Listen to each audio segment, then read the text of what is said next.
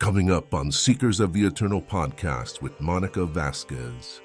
Whenever we ingest the ayahuasca, which has DMT, which is the same DMT that we have in our pineal gland, and this is the DMT that gets released when it's the time of our death. So one of the questions that we always make in the morning of ceremony is like, who thought they were going to die? Mm-hmm. And more than one person raises their hand. And with time, people learn to be so appreciative of dying over and over and over again in ayahuasca, because it's a beautiful thing to be able to go through that experience and like truly say, I surrendered to the point that I died. And because I died, then I'm able to see and separate myself from this idea of how I've been living my life and see that there are many other different ways and a more divine way of continuing to live our life with the lessons learned, carrying that new extra level of connection and understanding and understanding that we get from an ayahuasca journey. And it was like, yes, I'm dead, but now I'm born again and I get to do it all over again. And tonight when I go to sleep, I will die again and I'll wake up tomorrow morning and get to do it all over again in a better way. That's the whole point of drinking ayahuasca, integrating these lessons and bringing them into our day-to-day life and remembering that life is a ceremony and it's what we do every day what matters. Seekers of the Eternal podcast, the power of great stories. Welcome to the podcast, Monica Vasquez. Thank you so much, Chris, for having me over. I'm really excited. It's a pleasure. Yeah, so nice to be able to connect with you like this. Monica and I have known each other, I would say maybe almost a decade now. Over a decade, I want to say, yes. Yeah. When I first got invited to my first ayahuasca ceremony so long ago, Ayahuasca-Yage in Colombia, it's called Yage. And she was helping to organize back then, and I believe translate with a Taita back then. Yes. And I had so much out of those medicine journeys with ayahuasca, with Yage, and it had been a long time since maybe some years had passed where the Taita that you were working with was no longer serving medicine in the area. So there were some years in between. And Monica had hit me up. I had gone through my journey, my spiritual path of finding my way through life. And I found my teachings of Kriya Yoga and my guru Yogananda. And I was deep into my Kriya Yoga practice. And I really thought that my days with medicine may be over, that I was going deeply just into meditation, finding it's much easier to meditate here in my peaceful room than to be outside with the mosquitoes and vomiting and around and all the purging going on. Purging and all of this. So I was thinking maybe that, maybe I'm just meant to be meditating by myself here. But in talking to you, and you started working with a Taita that you're with currently and invited me to come, and I had such a great experience with both of you, and seeing the way that you both work together was just so beautiful. And I invite a lot of friends to, that's what usually happens with me. There's a lot of friends that I want to bring to ceremonies like this because of the incredible healing that could happen with a ceremony experience. So there's always friends of mine that come up and I go, we got to go together. So I invite friends and bring friends together. So I was testing this one out to see if it was something that I wanted to bring friends to, and loved it so much. And and came back again and had my brother with me and some other friends. And we all started coming very regularly. And maybe I don't know how many times that we've sat together in ceremony now, but it's been quite a few times, and just so beautiful. And yeah. So yeah, I'm really happy to be able to have you here to tell your story.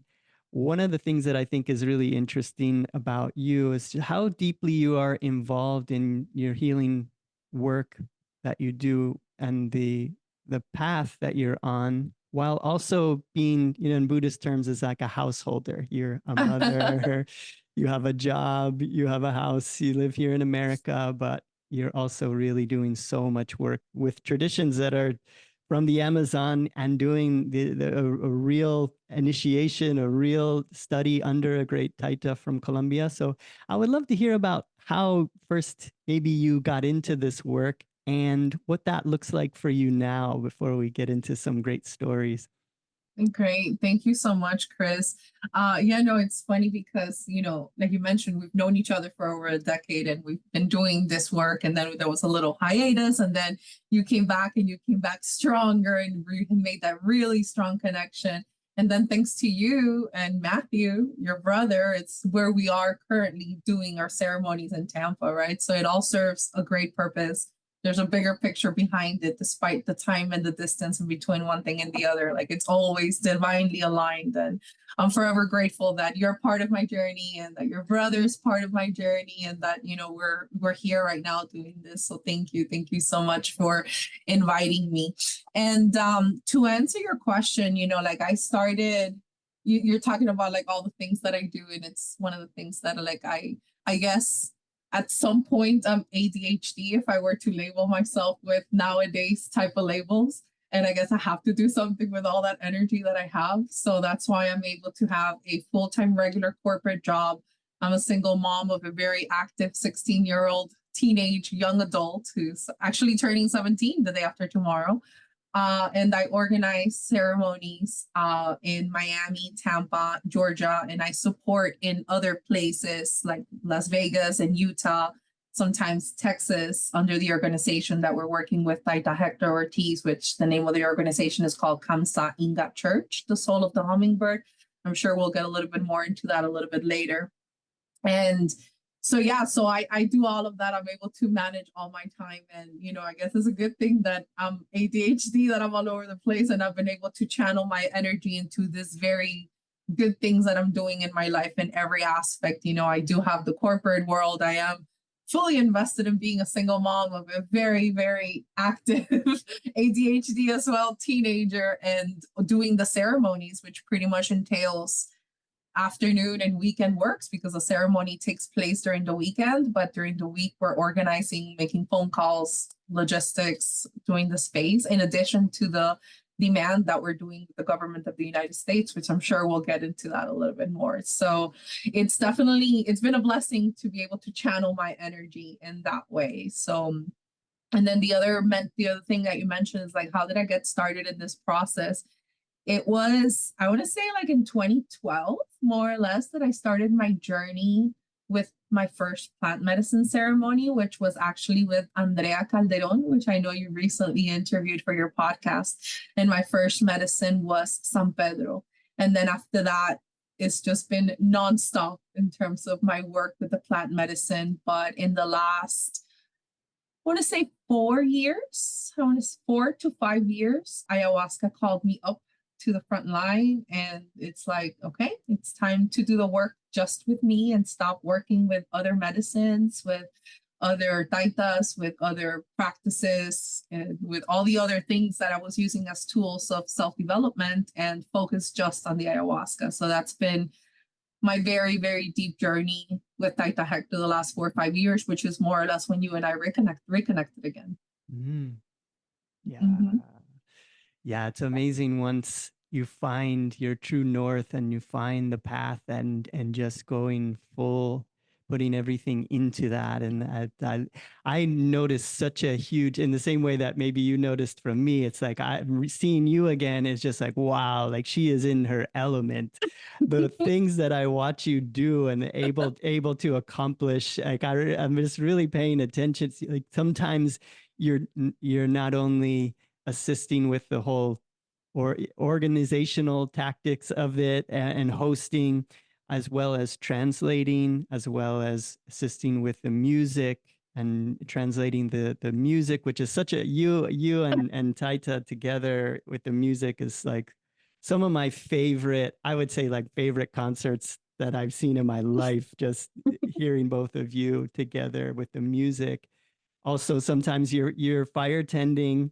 Also, too, you're a therapist and a counselor, and you're keeping people in the circle. And there's just so much of it that's going on, and it's just amazing to watch and to witness this. How much the medicine has has transformed you and given you really the abilities that I think go far beyond what most people would want to ever take on in one night in a job that they're doing, you know? My superpower is that I drink ayahuasca almost every Yes. other weekend. Yes. And you have some really incredible stories with how the medicine has helped you physically, mentally, spiritually. I wondered if perhaps there were some stories that you would be comfortable sharing with us, ways that ayahuasca has helped you in your journey of life. Sure. Yes, Chris. I think that in itself is like one of the things that every time that someone comes to a ceremony, that we have that initial phone call and they tell me, we're like, so what can ayahuasca do, or what should I expect, or what is it that we can do with ayahuasca? And, you know, in some cases, not in every case, but usually the people that are coming in with some kind of physical dis-ease, I sometimes share my personal experience, kind of like to open up the possibilities of what they can understand can possibly happen with the medicine, and which is, you know, this is a miracle medicine, you know, like it's a combination of things, right? So it's a beautiful, beautiful thing to be able to say that I am a walking case study of the way the medicine works at the physical level and the healing that it can be achieved, right? So just a little bit of backstory. In 2005, I was diagnosed with a rare neurological disorder called idiopathic intracranial hypertension, which basically, if you take all the jargon away, it means that you have all the signs and symptoms of a brain tumor, but without a brain tumor. So I was going through physical pain every single day of my life. I was struggling with anxiety, with depression. I was struggling with all the side effects of all the medications that I was taking. I was becoming dependent on painkillers just to be able to wake up and get to work. And when I was at work, I would pop painkillers just to be able to be through at work. And then at lunchtime, I needed another one just to finish the afternoon. And then once I got home, I needed 4 so I could go to sleep. So that was creating a huge dependency on painkillers just to be able to live my day-to-day life. Other things that were going on with my health was that I was also losing my vision because of the pressure that I had in my brain because of this condition. So there was only, since the name itself says it's idiopathic, it means that there is no known cause, there's no treatment, there's really not much information about this particular condition. So it was like a hit or miss. And it was like, okay, let's start trying what medications will help. And the one medication that helps the majority of the population that have this condition is I was allergic to. So I started taking the medication and my whole body was breaking out in hives. We're like, okay, so we can't do that. So after that, we started trying different kinds of medications to see what combination of diuretics with anti-seizure medications, things that are not related to the condition, but just trying to see what would work, what combination would work. None of that was working, and I kept on getting worse. So then after that, the form of treatment was spinal tabs. So basically every other week I was going into the hospital to get the spinal fluid drained from my body. Wow. So they can lower the pressure in my brain. And I did this for like a year and a half. Every other weekend, I would go, every other Friday, I would go into the hospital and drain the liquid and go back in. And it was just not sustainable. It was just not sustainable. Like the physical pain, not only from the headaches and all the symptoms and side effects of the medication that I was taking, in addition to the fact that I would be laying flat Friday, Saturday, Sunday. I wouldn't be able to move from the bed because I just got the spinal tab. So it was just like a series of situations that were just eating away my life. They were eating away my life. They were eating away my relationship. They were eating away the joy in everything that I did. I was just like the most bitter person, believe it. Me. I was the most hard to believe person. Now, yeah. It was really, really, really challenging. And so all of this was like a year and a half of being diagnosed with the symptoms, with this and that. then one of the things that I had to do was stop taking my birth control pill, because that was one of the things that could cause the situation that I was in. And lo and behold, I stopped taking my birth control pill. Then a couple of months later, I ended up getting pregnant with my son, Sebastian. And obviously at this moment, once I realized that I was pregnant, I stopped taking all my medications, because if they were causing so many side effects and so much harm in my body, I was like, I'm not going to put my baby through this, So I cut all the medications cold turkey. Like, okay, we'll figure out what we have to do along the way. So as I did this, my vision started getting worse. And when I was 3 months pregnant, I had to have an eye surgery because I was losing my vision on my right eye. And that was the first surgery that I had to have for this condition. Then, interestingly enough, which is I definitely one of the things that I regret having told my son this, because to the day he still rubs it in my face. Because after my surgery, when I was 3 months pregnant, I had surgery. After that, all my symptoms went away and I went into remission while my pregnancy finished. Wow. So one way or another, he came to heal me in that process, at least for that period of time, and to like bring awareness. And that was the beginning of, okay, I need to do something different. Right. So very interesting to the day. Once again, he rubs it in my face. And him, his smarty pants, he definitely comes and he rubs it in my face. And he's like, well, I came to save your life. So you have to be grateful. You have to let me go out this weekend. His little angel powers might be wearing off, Right? I think that the hormones of teenagers are rubbing off those angel powers already. So he was born. I went through a divorce soon after he was born. Wow. And then 8 months in, Sebastian was a year old. The symptoms were horrible. I was losing more of my vision. I was more sick than I could possibly imagine. We're like, okay, we need to do something. So that's when my first brain surgery came in. That one carried on for like a year. Then my second brain surgery came in. Then carried on. The symptoms would continue. And I'm like, okay, something's got to give. Like, even here I am with a toddler who's a year and a half, 2 years old. I am an uncontrollable pain. I'm depressed. I'm anxious. My dependency on painkillers is even more.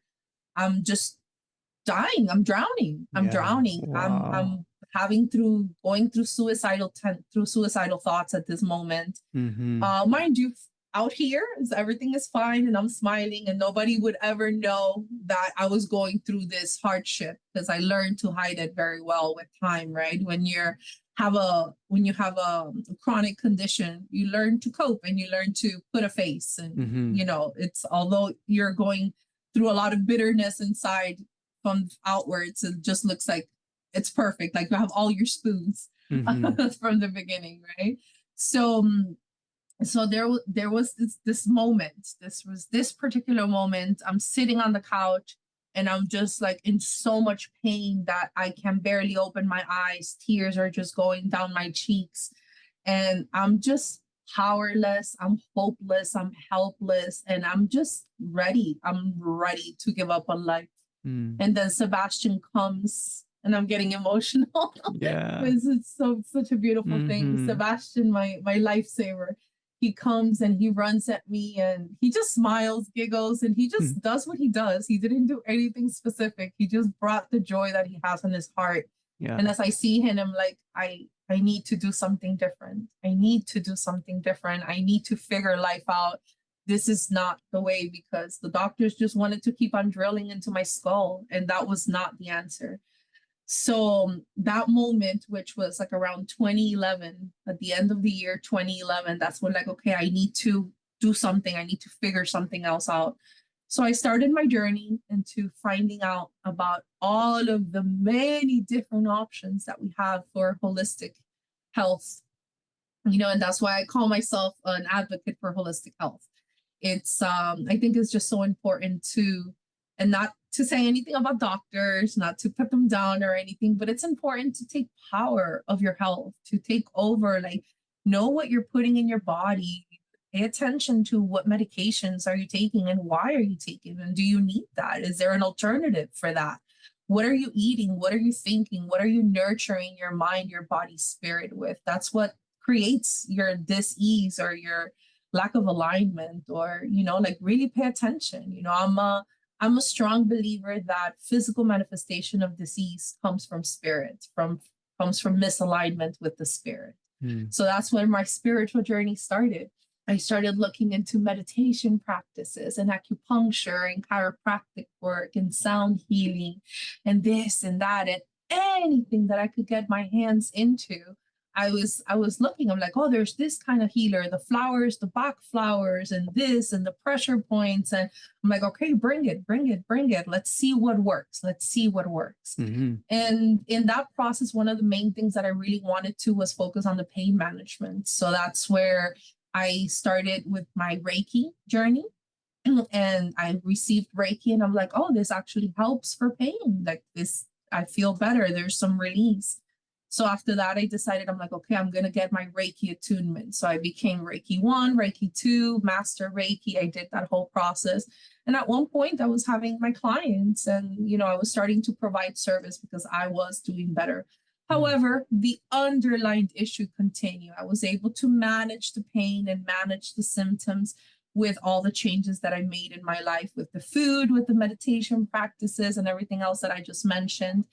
But it was still there. It was still, the disease was still lingering. It was still there. It's amazing that you had that energy to keep going forward. Is like a curiosity that came to you? Like, what was it that like kept you? I guess it's just learning about these new things. Like, do you remember what that sparked? I know it was Sebastian coming and seeing you. Like, that was like the moment where it just shifted for you. Mm-hmm. And then the next day you just started looking you had new hope in yourself to start looking and finding. Like, I'm so curious about like that moment of just spark that changes, because when you're in that depression, it feels like it's never going to end. And then just in a moment, something can happen and change everything, and mm-hmm. It was that little thing, just your son coming to see you, that really sparked it. Like, can you describe that a little bit for us, of like that change? What was that change? Yeah. So it was something that at that moment, it was, so growing up, I always felt weird. I always felt different. I always felt that I was like hypersensitive. Mm-hmm. I remember seeing shadow people, and I remember experiencing a lot of stuff that not everyone would experience, and I kind of shut it down, right? Yeah. And I think the magic that Sebastian brought into my life kind of like allowed me to be hopeful in that magic again, to believe in that magic again. And I honestly feel that he summoned all my angels at that moment. I really feel that he summoned all my angels, because that was the beginning. And after that, like, I just decided that I needed to do better and that I needed to open up myself to healing, not only for me, but for him, because I didn't want him to go through what I have been through in terms of abandonment issues and rejection issues and all of these traumas that you carry from your childhood one way or another. So like, he brought in all his support and all the angels. And after that, it was just like, follow the music, just go with the flow. And the doors started opening to the different kinds of practices and the different kinds of healing. And I think all of this goes back to like your purpose in life. Like, when you're supposed to go somewhere and you're really paying attention to the guides, the information, and the little nudges that the universe gives you, like, that's it. That's all you need. You don't really need much. You just need that first initial chispa, that spark of life, that breath of life, to just flow with it. And I think that's what Sebastian came to remind me of at that particular moment, to give me hope. To like, no, you can do things different. So let's do things different. Yeah, such a blessing. And I do, that is also something that ayahuasca teaches me too, is that we're not ever alone. There are always these helpers, these spiritual beings all around us, always trying to get our attention through all of these circumstances and situations. But yeah, I love that. That is definitely what happens there. And finally it just catches and there's cheering. She got it. She got it. Yes. And it's so beautiful, Chris, because I sit back and I look, I'm Colombian descent. I was born in the United States, but I grew up in Colombia. I did my high school in Colombia, and my parents are Colombian. And it's so beautiful that I did not come to learn about ayahuasca until I was here in the United States. Right. And at this point, right after I had gotten divorced and started my healing journey and looking into those things, my neighbor, Karen, love her to pieces. She comes up to me. She's like, hey, you're always looking for all these ways to heal and to feel better. And she was like my yoga partner and all that. She's like, why don't you do ayahuasca? And I'm like, what is that? That's all I needed to ask. That's all I needed to ask, because that's like one way or another. It was like an alignment of God incidences that I call. They're not even coincidences. They're God incidences. I like that. That started happening. And within a month and a half, I was sitting in my first plant medicine ceremony.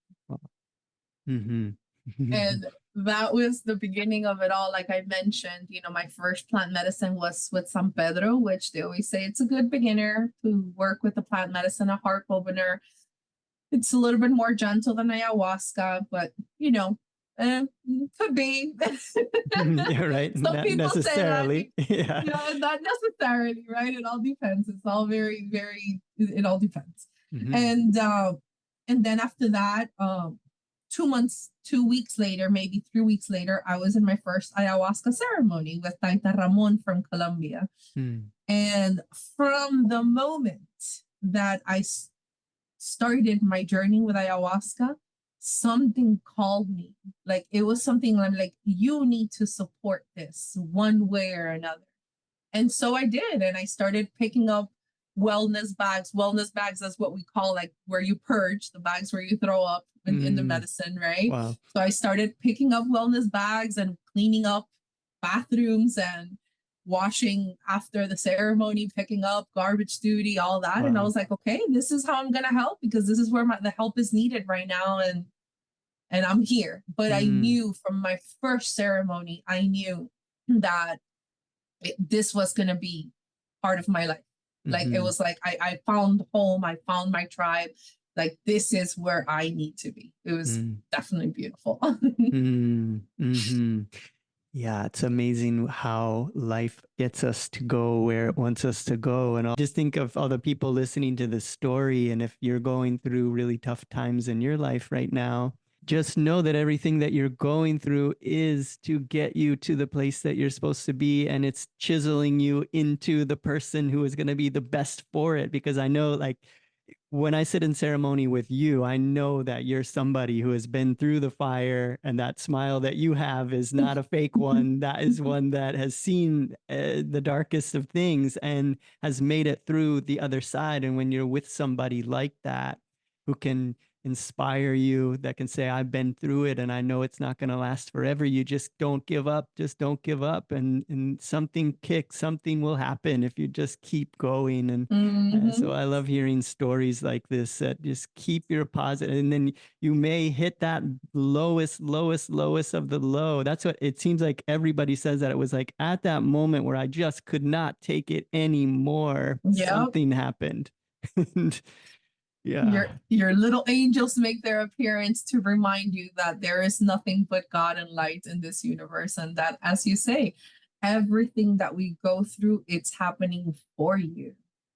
For you, not what for, why is this happening to me? No, what the purpose of this is to make you strong. And now that I sit and I look at my journey and everything that I've been, it's like, and it's actually been shown to me in a couple of ayahuasca journeys and my visions that every single rock that I have stepped on along the way has been to place me in where I'm at right now. I'm not serving medicine just yet. I'm almost there according to what I hear in the higher realms. I'm almost there. but I'm not there quite yet. But everything has been aligning so I could be there providing that service for humanity and providing that service for God. So, yeah, giving you exactly what you need to be able to do that work. I was thinking, do you recall that first ayahuasca ceremony? The what the experience was like? Would you care? Would you mind sharing oh my maybe God, what yes. things were coming through? Because I remember, I think my first ones are those. Those are so memorable in my mind of what happened, the experiences, and obviously everybody we always tell everybody all the experiences are always different. You don't want to think that yours is going to be like this or like that. It's going to be just for you. But I always love hearing ceremony experience if you wouldn't mind sharing. Yeah, so that first ayahuasca ceremony was with Taita Ramon. He was of Colombian descent. And I remember that I was sitting right next to the altar. It was over in La Gloria here in Miami. And it was definitely a lot of purging, definitely a lot of going to the bathroom. But from the visions that I remember that I was laying down on the ground, really feeling the earth and just kind of like asking, wondering, what is this exactly? But at the same time, surrendering and letting go and just trusting the medicine, trusting God, trusting this experience as much as possible. And I remember that I was seeing how my body was melting onto the earth and how the earth was absorbing all of the stagnant energy that was in my body from the brain surgeries, from all the pain, from all the things that I had gone through. Particularly, it focused on my brain. And I was seeing, Chris, it was so interesting because I was seeing black worms that were leaving my body and they were just like coming out like to be a little bit gross, you know, like when you see like a rotting apple or something like that, that it has worms in it and you just is like a scary movie type of situation. That's exactly what I was seeing, like that gruesomeness, that like muddy, murky black worms getting out of my head on the side that the incisions of my surgery were. But on the other side, there were rainbow colorful worms coming in from the earth. So it was like a replacement of shifting of energy of here, I'm giving you all of this stagnation, all of this murky thoughts. And it wasn't only at the physical level, it was like the murky thoughts, the murky emotions, and all the stagnation and scar tissue as well in my brain. And I was seeing all of that going into the earth with those black worms, and then the rainbow colorful pretty worms, those were pretty worms that were coming into my brain. And I was just feeling sensations in my body that I as much as I could try to explain, you know, that there's no words to explain the way that the medicine feels in your body. But you definitely feel like your whole DNA is getting activated. It's being shifted, it's being shaken up. So any stagnant energy can be removed. And the amount of purging that I did that weekend, I think it's you think it's always the worst, but as you continue doing medicine, you continue doing the same amount of purging later on. Yeah. But it was, never know. yeah, right. Love that. And it was, that was at the physical level, and at the spiritual level, it was like the sense of connectedness, of belonging, of, oh, like this is my mother. This is Mother Earth. She is my mother. Like I am earth, I am wind, I am fire, I am water. Like I am made of these elements. Like this is as basic as we can possibly get. Like it was like that inner knowing, true, so deep in every cell of my body that I am these four elements. Oh, beautiful. Yeah, I was having fun visualizing that. The little worms. Yeah. It's so cool with experiences and everybody gets one that's just for you, that just makes sense to you, and that physical feeling of just the good coming in and the old going away. I lead a group meditation with friends where I use one of Yogananda's teachings where the worms reminded me almost like of the grooves in the brain, and how through traumas and things that happen to us, things that people say to us, accidents, all of these things, they form like grooves in the brain, which could be like Mhm. worms in the brain, and they start to control our habitual thought patterns, and those become habits that we have in life, and then those habits transform and actually can change the way our bodies look and can make us Yeah. sick or healthy. And we do this meditation where it's just you imagine the light shining over your brain and just allowing the guru to shine the light and to get rid of those old grooves and then pop up new fresh Mhm. ones in your brain. And it's just amazing what can happen through an experience, like it's a divine experience. Like, what is that? Where is that coming from? How does that happen? I guess it's like the medicine just makes us spiritually adventurous, that we're just Yes. It's like, open. here, go explore your inner world, see what you can find, and make sense out of the stuff that's in there. Yeah, it made me think that you're the one really doing it. You're healing yourself in this Mhm. magical, fun. Yeah, as I've heard you say, and others that say you're actually the medicine. It's not you're doing this. You're giving yourself this. Your higher self is giving you this Yes. experience, and it's just such a fun, amazing thing. That must have been such an experience for you after all of these years of just the pain and hopelessness, and being able to have such a profound because you hadn't even heard of it a month beforehand, which Yes. really Yes, special. it was definitely like the awakening, literally, because it happened in June 2012. So it was like the whole 2012 thing that was happening. That's Mm, more or less around that time. And it's one of those things that you don't really realize how much you're carrying with you until you start unpacking the things that you're carrying with you. And then all of this, ayahuasca loves you with all of that. You're carrying all of these bags with you, and all of these thoughts and all of these patterns and all of these, you know, pain and all of these things that just drag you down. But God comes and tells you, it's all right, child. Come here. Let me show you a way where you can be loved again, where you can feel love again, where you can feel your divinity. You can feel that you belong again. And this is what ayahuasca did for me. It was a long journey. It was a long journey of healing. But the more medicine I drank, the more I surrendered, the more I forgave myself, the more I forgave others, the more I released the expectations of how I thought my parents should have been, the more I released the expectations of how I thought I should have been, the more I did this letting go. The more letting go I did, the more purging I did, the more pooping I did, mhm.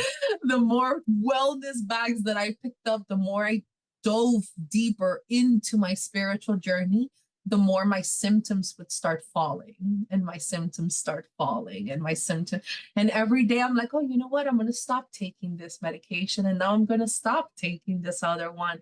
And now instead of using a Percocet or another Darvocet or whatever for a painkiller, let me sit down and do a meditation, or let me sit down and do a different approach. Let me look at what else is out there. Like, why is my soul still hurting?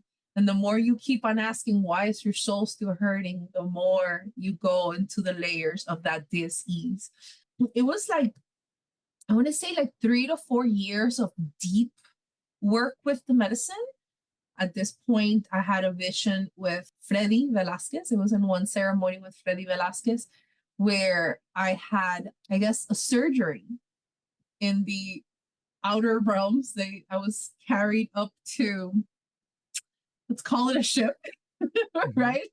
For lack of a better word, I was carried up to a ship and I had a surgery. Like, my body was split out in 7 different dimensions, and there was fractals going through my whole body, and I had a physical surgery.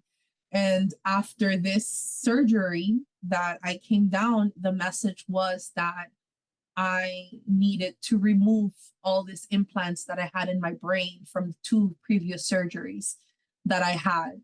Mm. And I was, okay, I'm ready to do that. And it was kind of like that faith that, okay, the medicine guided you, that you did not need this anymore, that you found your balance, that you were able to forgive your mother, forgive your father, forgive yourself, release all of this pain that you have been carrying. Like, you've been doing the work, and I was doing the work. I was drinking ayahuasca at least every month, I want to say, at that point, and I was supporting and helping.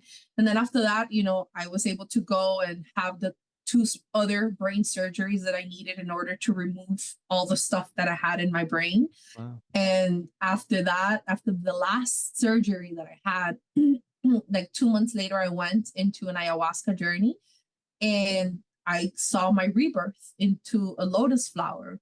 And it was a deeper understanding that now that all of this pain and this stagnation had been taken away, and that I was quote unquote healed, not because I wasn't healed before, but because I allowed myself that divinity to remember my own divinity. I allowed myself to connect with source. I allowed myself to remember that I am God, that I am my own healer, that I am my own medicine, my own doctor, and everything that we talk about in the ceremonies, right? Once I removed all those thoughts that were not allowing me to connect with my truth, then I went back to my original vibration. And my original vibration was that vibration of service to God, to the medicine, to humanity. And that's when my journey, like, even more deeply went into the medicine. And it was like, okay, like for real, like, okay, that was the beginning. Now let's see how dedicated are you really to this. So that was a whole different shift. Mm-hmm. Yeah. Wow. So amazing.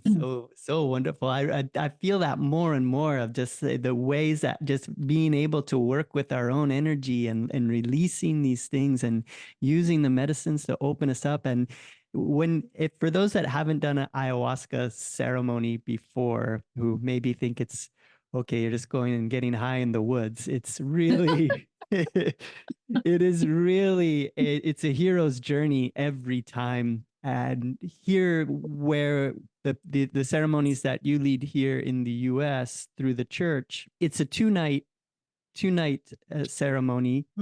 And most of the people, if it's their first time, they may have signed up for 2 nights.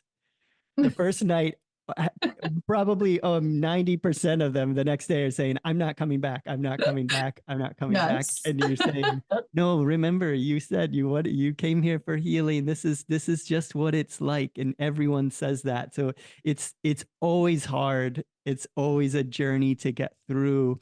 The medicine is difficult to swallow, and you keep coming back for more. You do three rounds or 4 rounds. And every time, you just have to go up to your friends, give them a big hug, and we're going to do this, one more. It's cheer each other on. Yeah. It's not like you're, oh, I can't wait to get more of that. It's like, can I do this? I don't know. And then you just trust the process and you go through it. And for me, I've been really, I keep coming back to it because it just, my path of wanting to just become the best version of myself in life. I want to get over likes and dislikes. I want to get over having things needing to be a certain way or be comfortable, just getting comfortable with being uncomfortable and being able to be around tough energies and seeing. And it's so beautiful also being around the group of who comes, who shows up. And you always in the morning, you both host another ceremony, which is we all talk about what happened that night. The integration circle, yes. That part of it, I think, is so special. That's some of my favorite parts of the ceremonies that you lead is that morning, and also the music. I'm there up at the altar getting the glass, and it's like, getting a cup, and how are you feeling? I'm like, I'm waiting for the music. It's a difficult thing to go through, but it's so valuable for me, putting myself in difficult situations and learning just to sit with it, to learn how to just be okay with nausea, to be okay with being in what you were talking about earlier as being so sensitive as a child. I had that too. I just so sensitive to other people's energies that I would mimic them thinking they're mine, not is just having that really connection with other people. And when I'm in ceremony, I feel the other people around me. Very You strong. definitely feel the collective because it's part of you as well. Mm-hmm. It's part of you as well. And as we hear in the morning integration chat, whenever people go around the circle and they talk about their experience, a lot of times what everyone says is like, oh my God, like that's what I was going through, or that's part of like what happened to me as a child, or what happened to me last ceremony, or whatever. There's always some kind of resemblance and some resonance between what people share and what your own process, which is the beauty of the reminder that we're all mirrors of each other, that we're all just helping each other, walking through this process and showing each other what we need to see in one another to be able to gather the strength to continue. Mm-hmm. And feeling that connection to one another is so special. When people are sharing, I feel like I am them hearing my story. It is, you just have that, yeah, we're all one. You hear it, but then being able to just sit with that and feeling just so connected with everybody that has gone through this together. It's so special. And I remember when I went to one of the early ones that you were hosting, of just learning about this, hearing about it on the internet, and then learning, oh, this is happening in my backyard, Right? it's close to me. I didn't even have to get to the Amazon to get this. I didn't think that that was going to happen. Same in my life, where I didn't think I was going to find a guru in my lifetime. I thought, oh, well, I wasn't born in India, but these things in this age that we're in, all of these things are available to us. And if you're feeling called to it and that spark, and just continue following it, that's why this podcast is Seekers of the Eternal. It's not about seeking and traveling and getting and all these, it's really seeking the things that last forever, finding love and peace. And where do those things come from? And the idea of following your bliss, like with you, even in the depths of your struggles and pain, it's still like a fun, curious thing that pops up that you're following around like a scavenger hunt. And it's like a little fun thing that you're doing with your best friend. It's your higher self, yeah. Yeah, it's a very deep reminder of our true spark, our initial spark, that spark that has all that unconditional love, that has all that information that tells your cells to become lung cells or muscle cells or heart cells or whatever cells. Is kind of like that natural intelligence of the universe that we carry within us, and curiosity as well, right? So, and that's the same one that's within you, and that's the same one that's with the other person that's across the sacred circle sharing their story in the morning. And it's kind of like that very deep, deep, deep connection. And it's so beautiful to be able to see. And I definitely am with you. The integration circles during the ceremonies are my favorites, because you get to really see everyone's human side. You get to make fun of everyone. Everyone makes fun of you. Everyone's laughing. Everyone's crying. And we're all going through the journey like warriors, because we're like, wow, that was a rough night. Oh my God, did you survive? Oh, how are you doing? Oh my God. Okay, now the food. Yes, we all get to eat together. And it's like a victory. Like we all went through this really intense battle between good and evil, our own internal good and evil. It's our own duality and our own demons and all of our own miseries and our pain. And we're like, all right, let's get rid of that. We're all want to do the same thing. We all want to heal. We all want to move forward. So it definitely is a big celebration in the integration circle, and the breakfast after. It makes it's like my favorite part of the ceremony as well. So I'm with you there. Like you've never been so happy to watch the sun rise, and just seeing that sun come up, and it's just like we made it through. It's such a beautiful thing. Yes, and the taste of that watermelon and the taste of that coconut water is so delicious. Yeah, it's so great. It makes you just appreciate the little things in life that are there for you every day. And that's really what it's done so much for me too, is I have such an appreciation more for people. I used to be very standoffish and not really interested in making new friends. and and that was why I was a little hesitant about it at first, of just I didn't want to be around so many people. And really the first time that I did ayahuasca in a group with, I think those groups back then were rather big too. We had They're huge groups back in the day. Yes. And it was like, I don't know if I can do this, but then just realizing that afterwards you just connected so deeply. Even people that are so different or maybe would annoy you, Hmm.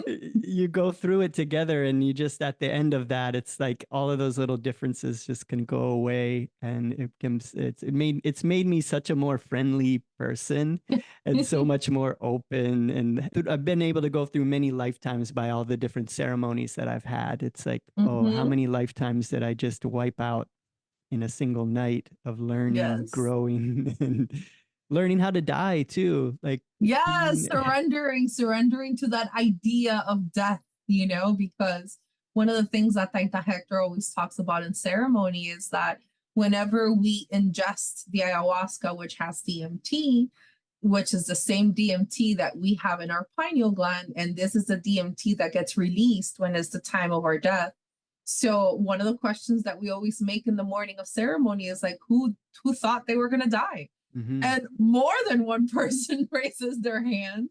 And with time, people learn to be so appreciative of dying over and over and over again in ayahuasca, because it's a beautiful thing to be able to go through that experience and like truly say, I surrendered to the point that I died. And because I died, then I'm able to see and separate myself from this idea of how life should be lived, how I've been living my life, and see that there are many other different ways and a more divine way of continuing to live our life with the lessons learned, carrying that new extra level of connection and understanding and understanding that we get from an ayahuasca journey. And it was like, yes, I'm dead, but now I'm born again and I get to do it all over again. And tonight when I go to sleep, I will die again and I'll wake up tomorrow morning and get to do it all over again in a better way, right? That's the whole point of drinking ayahuasca, integrating these lessons and bringing them into our day-to-day life, and remembering that life is a ceremony and it's what we do every day what matters, not only in the ceremony, right? Mm-hmm. What a gift that is, to die consciously, to die where you're not afraid, to just be allowing yourself to move through a death experience and wherever you go from there in a peaceful way. What a gift to learn that in Mm, this lifetime. And yeah. that's what I'm learning so much from it, is just that one of the early sparks that got me onto the spiritual path after I had some mushroom experiences and things where I became open, was learning about the Tibetan Book of the Dead, and Mm, learning about that there were these monks that were training their whole life for that moment of death, that opportunity that would come, and to not waste your life worrying about it, that this is like a really an opportunity for you. And ayahuasca just helps me not only to mentally be okay and spiritually adventurous, and to practice staying lucid throughout all of the things that come to you in your mind, but it also gives me the physical feeling that I'm dying. yes. Like in my meditations, okay, I pretend every time I'm meditating that this is my moment of death. Don't let my mind slip, because this is such an important moment. That's a nice tool that I use to this is the moment. There's no other moment. This is so important. But then ayahuasca also makes you feel like you're dying. Especially when you're purging or when you're sitting in the toilet. Yeah, the double test of can you do that as well. So yeah, I Yes. love it for that reason. And you get to go through it and just over and over. And so I really hope that when it happens for real, I'll be ready for it. It's one of those things that, like, when we talk about like this dying over and over, like people are like, what are they talking Mhm. about? A lot of people is like, what are these crazy people talking about, right? But I think it's just like that dying. I just wanted to touch base. It's kind of like allowing that death of that old version of us that's no longer needed, allowing that death of those habits that are no longer healthy, allowing the death of that pain that doesn't need to protect us anymore, allowing the death of the understanding that you can learn in love, not just in fear and in suffering, right? So it's like that's the death that we want. We want to allow all of those deaths over and over again until we release not only our baggage, but our ancestors' baggage and our children's baggage. That way we don't carry that baggage forward, right? That's the idea where we came here to make sure that we close all those chapters and we go through all those deaths so we don't have to carry all that extra baggage moving on forward. So yes, let's continue doing that work for sure, using tools like ayahuasca. Well said. That helps. I'm really, yeah, I was going on that little journey with you, thinking about that. It makes me think too, like we think that this is who I am, these habits that I have, these ways of thinking, this personality that I have, we think this is who I am. And when that starts to melt away and you realize you don't need that anymore, and maybe you could be a much nicer, happier person, but that's who I am. It feels like you're dying. It feels like that part of you, like you want to hold on to it, but it's not your friend, it's your enemy, and you should let it die. It's like the Bhagavad Gita and Krishna and Arjuna, it's like he doesn't want to fight, he doesn't want to kill the army that's arrayed around him in battle, but all of those are just metaphors for aspects of our personality that are it's their time to die, and just let them die. And it's okay to come out and become a different person. I think that's a big part of it too, is you have this experience where for that night and that morning, you woke up, the sun came up, and you're now a new person. That integration, I think, is so powerful for what happens after the ceremony. How do you hold on to that new person that you know that you can be, but then you get back around your friends, you get back around your family, and they just see you as the old version of you. It's I that's why I kind of really went for meditation. I need this to last. I want this to stay with me. And do you have any tips for integrating after ceremonies? I know you offer support too for people. Yes. So we definitely, that's one of the things about Kamentsa Inga Church, is that we're always there. Like, everyone that comes to ceremony has my cell phone, and they can reach and call me at any moment whenever they need any kind of support. So that, I don't want to say 24/7 integration is there, but like, we are accessible in terms of integration. If they need to talk to me, if they need to talk to Taita, I'll be more than glad to translate. So that help and that support is always there, readily available, right? Because the idea is that we're building community, we're building family, we're building a tribe. And I think that is also important part of the continuation of the integration of the ceremony, right? Because if you're surrounding yourself with people that are not supporting who you're becoming, then that makes it a little bit more challenging, right? So the idea of building this community in Kamentsa Inga Church is to find like-minded individuals that you can sit down and have a conversation with. I'm like, oh my God, I threw up the whole night on Friday night. How was your journey? Because if you go and you have that conversation with someone outside of ceremony, you might be getting a couple of weird looks, right? Which I particularly don't care anymore. But at the beginning, it can be a little bit challenging to break that wall, right? And to answer your question, Chris, I think one of the most important things is to remember, like I said earlier, that life is a ceremony.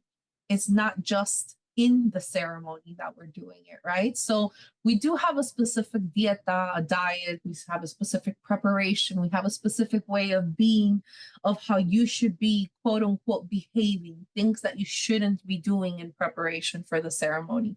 But if you sit down and you read that list, it's basically a manual for a healthy life. Right? Like, specific things about the diet, not to get into veganism or not, everyone does with their body, whatever they wish, but things affect your body. The things that you eat and how you nurture your body affect your cells and affect your mood and affect your attitude and affect the way you carry yourself. So pay attention to what works for you. The same way with, we tell people, separate yourself from technology. Use technology as a tool that it is. It's a tool for work. It's a tool for sometimes entertainment. Yes, that's okay. It's a tool for connection, but don't let it become a distraction, so you don't pay attention to what really matters, right? Pay attention to your thoughts. Pay attention to what you're nurturing your mind and your energy with. A diet is not only about the food that you eat. It's about, what are you watching on TV? Why are you watching TV? And if you're watching TV, what are you watching? Are you watching documentaries that are going to help you expand? Or are you watching things that are going to continue poisoning your mind, right? So keeping in mind that the dieta and the preparation for the ceremony is not only for ceremony, It's a good manual of how your life should be. You shouldn't be looking at violent things. You shouldn't be watching porn. You shouldn't be scrolling insatiably in social media. You should be mindful, paying attention to what you're feeling, how your emotions are going, what you're going through, and honoring those emotions and figuring out a way that works for you to be able to transmute those emotions, right? Like I said earlier, I was super, super sensitive when I was a child and I felt a lot of stuff. And now I still am. And I think I'm even more sensitive, especially with the ayahuasca. It's like all those feelings are telling me what I'm supposed to be doing, not doing, how I'm supposed to be creating boundaries for myself, from others, like what exactly is happening within my being, and really paying attention to that, right? And like I was going earlier, it's kind of like, who are you spending your time with and doing what? I'm not telling you to become a monk and go to the monastery and just stay there.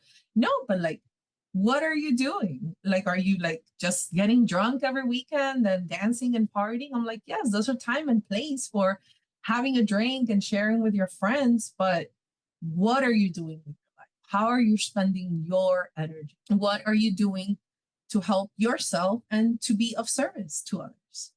Right? So it's stuff like Taita always says that, like if you're depressed, it's because you're thinking in the past. If you're anxious because you're thinking in the present, that means you just have way too much time to be bored and be depressed and be anxious. Like if you're here working for a purpose, for a cause, for what is it that how you want your life to be, then that gives you that motivation, that gives you that, okay, that drive, that connection with spirit, because you have a purpose. So it's all about stop giving. And I'm always saying this to myself, because I'm not perfect. I'm still going through my struggles myself in different ways, right? But every day is kind of like, okay, lessons learned. What can I do better? What did I do yesterday? How can I do better today?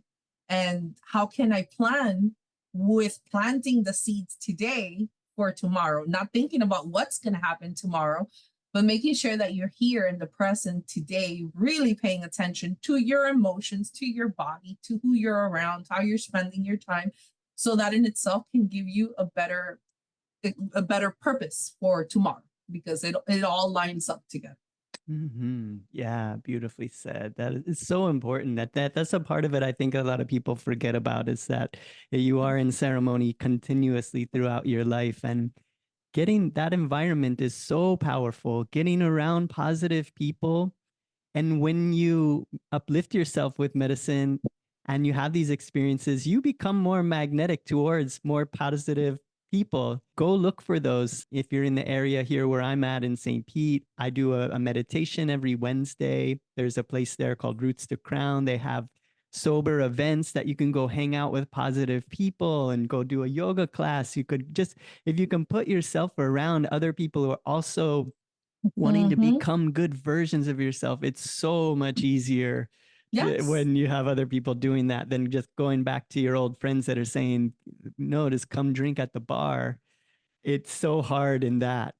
But yeah, make those little good decisions and they'll keep adding up, and you're just making that little bridge. Everything that you're doing now, you're building a bridge towards your happiness, because those other things are, Yogananda says that all those vices are just poison honey. They taste good, but they'll kill you. And those are part of the deaths that we should welcome. Right? Those relationships that are no longer serving us, those ways of spending our time that are no longer serving us, those type of foods that are no longer serving us, because we are in a new vibration, right? So welcome those little deaths that we're having throughout the journey, which are giving up space to new life, to new ways of being intentional about your life. That's another thing that I wanted to touch upon in terms of like how to keep it, every time that we're in ceremony, you see, we're very intentional about everything that we do. The altar is in a place, the ceremony, the fire is done in a certain way, the smudge is in a certain time, the music is in a certain time. There's an order to things, and everything is very intentional. And you don't see us getting up and just getting up because we needed to get up. No, like we got up because there's a purpose for us getting up. There's an intention for us to get up. We play the harmonicas, we play the guardias, we do all of it very intentionally.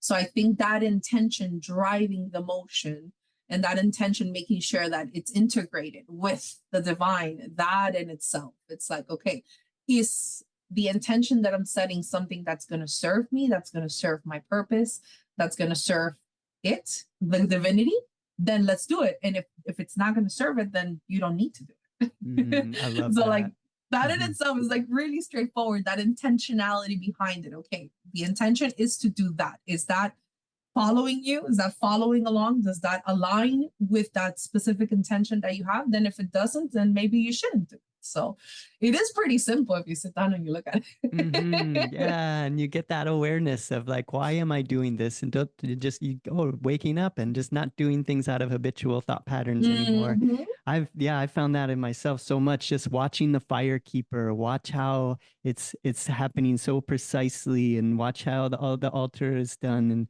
it pay attention to those things next time you're in a ceremony, and just seeing how intentional. I love watching that part of it, the craft of it, and just bringing that into my life, and keep your little spot clean, and the way that you're sitting, I love Mhm. tweaking my practice, learning that I could try to emulate what you all are doing. Mhm. And And one thing that I've noticed in you, Chris, is that, sometimes in ceremony, things get a little bit crazy and a little bit loud and a little bit all over the place. And one of the things that I started telling people in the instructions and the guidance at the beginning that I picked up from seeing you in your process, and was like, check him out, how he's flowing through it, is like, do not be somebody else's distraction. If things are happening, let them happen. Just be and hold space. That's how you can help. Because if they're distracted and then you get distracted because they're distracted, that just keeps on adding to the distraction. So like I always see when we're in ceremony that things get a little bit loud and a little bit, there's movement happening, like you're always holding that center. I'm like, look, he's helping hold space by not being distracted. So that's something that we should do in our day-to-day life. Like, let's not be distracted by, oh, look, diamond. Oh, look, scrolling. Oh, look, shiny thing. No, like, where are you going? What's your intention? What's your north? Keep on. Don't be distracted.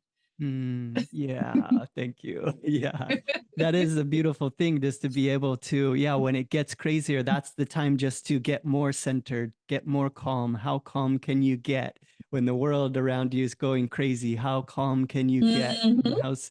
Because I notice that's when you see opportunities. That's when you notice good things that you wouldn't have noticed before. If we lose it and we just get caught up in what's going on, it becomes a scary place. But yeah, so I've been practicing. So thank you for noticing that. It's something that I really You try get to brownie do. points for that, Chris. Yeah.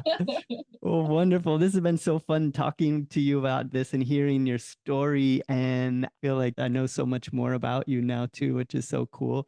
And for people who are interested in perhaps working with you and maybe joining a ceremony at some point, is there a way that can maybe listing the different areas that you work in and ways to get in touch with you and perhaps be able to join a ceremony sometimes? I highly recommend it. I've sat with different people over the years, and this is my favorite. I always tell everybody, like, it's so beautiful. It hits on every level. It's pure spirit. Then the way that Taita, his music, we didn't even talk about that, is like a lot of times his music is written on the fly. It coming Yes. directly inspired in that Channeling. moment, channeled music, and it just unlocks my heart. Like, it's just uncanny. And I think it's happening for everybody at the ceremony, but it's like one thing that I'm going through, right to the next one, right to the next one, in the perfect order of just unlocking what I needed to hear. And then you find yourself just crying and wanting to get back to your life and do it all right better, Yeah. Yeah, I definitely think that's his superpower. Not only does he have a beautiful voice, and the songs that he already has that he's been singing for a while are deeply spiritual and very connected to a higher realm for sure. But every now and then, or actually not every now and then, a lot of times during ceremony, we do have the blessing of hearing him channel songs that come right then and there. And it's one of those things that I used to get upset at him because, he always knew exactly what I was thinking. I'm like, stop reading my mind and get out of my head, please get out of my head. But yeah, no, he has that superpower that he will sing to you exactly what you need to hear at that particular moment to either reassure the lesson that you already received or to help you release what you were stuck releasing. So it's definitely a beautiful, beautiful thing to see Taita Hector in action when it comes to his performance and channeling those beautiful higher frequencies that he taps into when we're working with the medicine and the music. So it's unlike anything, like a best musical experiences of my life for sure. I've been in front of those fires for sure. Yeah. Beautiful stuff. So yeah, we'll so play I hope one that after too. Maybe we can play a song afterwards. Maybe I can drop one on here. That should be fine. Yes, I'll be sure to link you something so you can connect. Cool. We'll put one on the end here so you can hear what we're talking about a little bit. Yes. One with translation. Yeah. Yes. So if anyone is interested in joining us in a ceremony, you can find us on our website, which is www.ayahuasca-yage.com. AYAHUASCAYAGE.com. And you will find my phone number on the website. It's a very personal process. You complete an application. Once you complete an application, depending on the region that you are, one of us will call you. Like I mentioned earlier, I am in charge of Miami, Tampa, and Georgia. So if you're coming to one of these locations, I will be reaching out to you, and it's a one-on-one conversation. Any questions that you have, I will literally hold your hand through the whole process, even if that means helping you go to the bathroom. So yeah, we're very, very grateful for this time, Chris. It's been a beautiful opportunity. Thank you for giving me the space to share the little bit of the blessing that ayahuasca has been for my journey. The only thing that I do share that I do want to say with everyone is find your medicine, whatever medicine is, make sure that you align it, but make sure that if you are going to be working with plant medicine or if you're going to be following any gurus or any masters, make sure that you're following people that have done their work. Make sure that, particularly with plant medicine, make sure that you do sit with someone that has done their work, that has been going through the process with the elders, with the ancestors, someone that has had time in the jungle. And I'm not talking about just one weekend or 2 weekends, I'm talking about someone that has actually gone through a formation process with the elders in the jungle. You don't necessarily have to be native to serve medicine, but the attunement with those spirit guides from the elders in the jungle is very important. I myself have been drinking medicine for the last 12 years. And in the last 4 years, maybe 5 years, I've been in a training formation process under Taita Hector Ortiz. And I'm still not quite ready just yet. So it's not something that you can get a certificate online for $2,000 and that's it, you're an ayahuasquero or a shaman. No, make sure that you do the homework of who you're sitting with.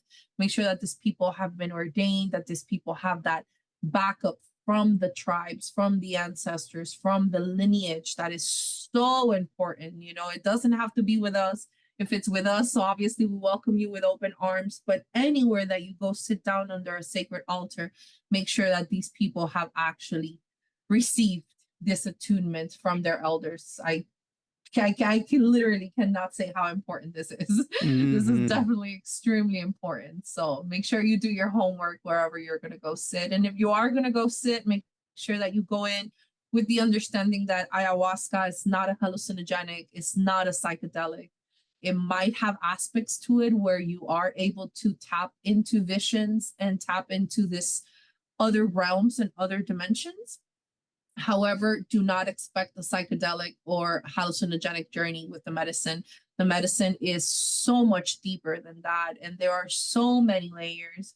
And usually you don't really get to comprehend the depth of the medicine until sometimes years after the fact, because right now I'm still tying together information from my first ceremonies from 12 years ago. So Absolutely. Yeah, I'm glad that you shared that. That's so important because you're making yourself just completely vulnerable, and you want to know that you're in good hands, that you can just completely let go into the experience. And so when you know that you're with somebody that's done that work and is ordained, then you can fully let go into it. So yeah, very important. I'm glad that you shared that. It's been wonderful chatting with you and sharing all of this with everyone. I hope everyone enjoyed the conversation. I always like to leave with some words from Yogananda to end the episode, and we will see you again next time. Blessings to everybody. Thank you so much, Monica, and I hope some of you get in touch, and maybe we'll see you at a ceremony sometime. Thank you so much, Chris. This has been great. Thank you, everyone. Blessings. Yogananda says, calmness is another divine experience. The aspect of God is more dynamic and more powerful than that of peace. Calmness gives the devotee power to overcome the obstacles in his life. Even in human affairs, the person who can remain calm under all circumstances is invincible. Om, peace. Amen. Live ceremony recording by Taita Hector Ortiz and Monica Vasquez. I ask for license para cantar, so I can sing,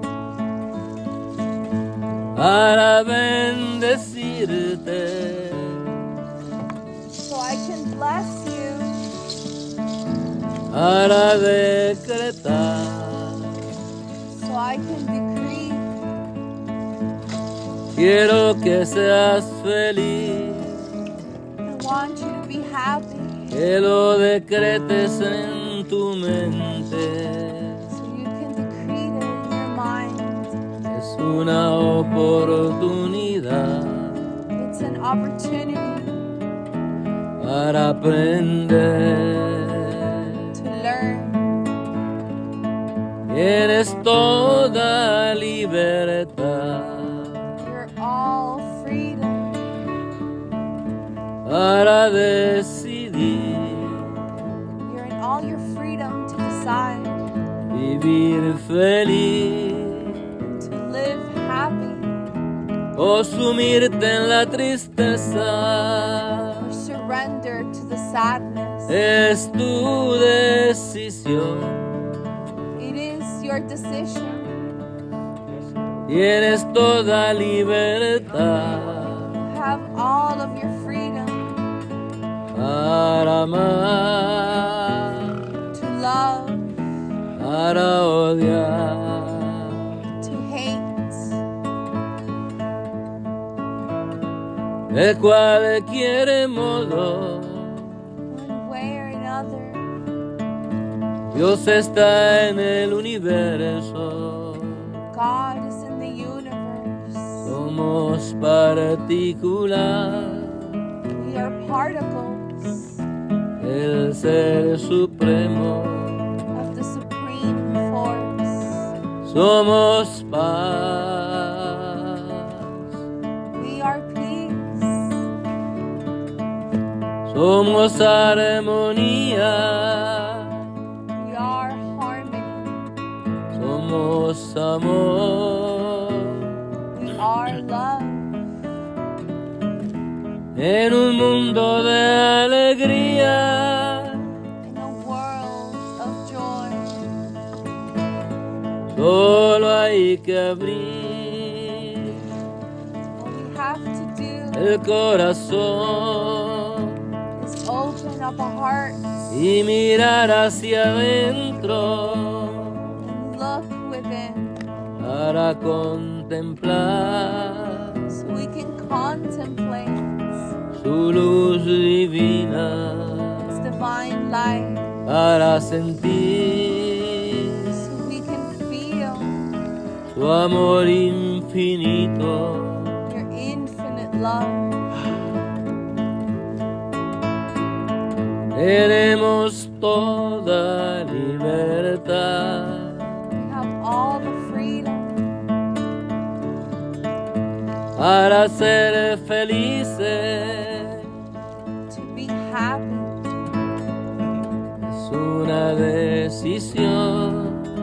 It's a decision en tu mente y nada más. In your mind and nothing else.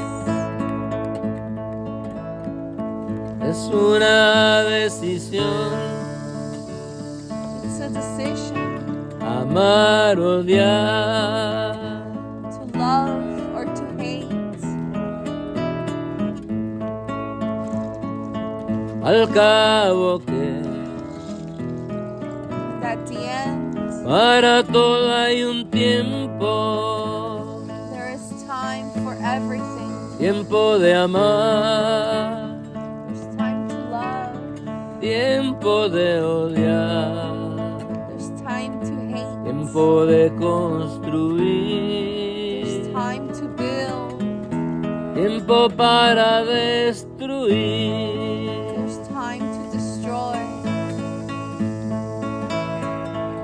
Pero en Dios Believe in God. ese tiempo no existe más. In God, there is En la no more dimensión time. del amor, The dimension of love, ese tiempo no existe más. time no longer Dios exists. es la eternidad, God is eternity. es el amor supremo, It's the supreme love. puro y excelso. It's pure. Es solamente amor, It's only love. como el que puede sentir The one that you can feel ahora mismo en tu corazón. right now in your heart.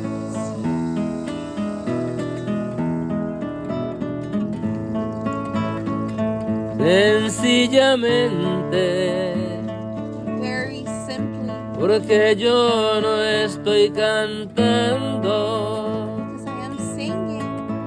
es la voz del maestro It's not me singing, it's the voice que of te the está Master iluminando.